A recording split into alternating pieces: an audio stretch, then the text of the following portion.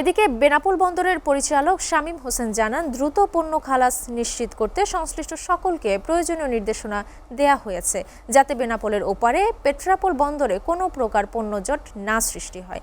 আরও খবর জানাতে সরাসরি যুক্ত হচ্ছেন সহকর্মী শেখ নাসির উদ্দিন। নাসির, বেনাপোল বন্দরের সার্বিক পরিস্থিতি নিয়ে আমাদের বিস্তারিত জানান।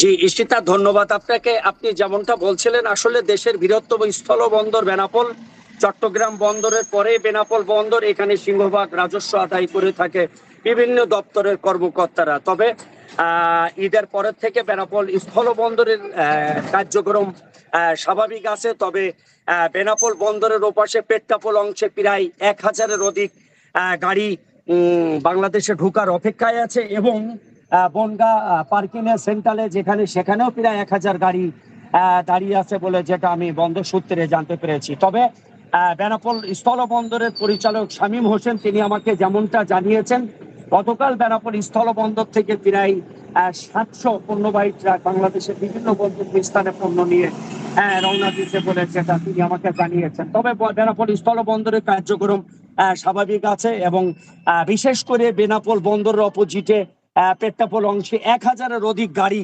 আসলে এগুলো বাংলাদেশে ঢোকার অপেক্ষা আছে, এবং এই 2-1 দিনের মধ্যে গাড়িগুলা বাংলাদেশে ঢুকে যাবে বলে আমাকে বেনাপোল স্থল বন্দরের কর্তৃপক্ষ জানিয়েছে।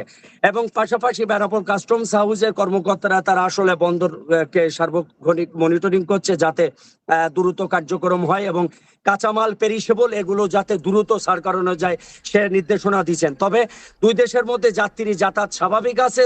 2000-এর অধিক মতো যাত্রী দুই দেশের মধ্যে যাতায়াত করছে বলে যেটা ইমিগ্রেশন সূত্রে জানা গেছে। এই ছিল সর্বশেষ বেনাপোল স্থল বন্দর থেকে।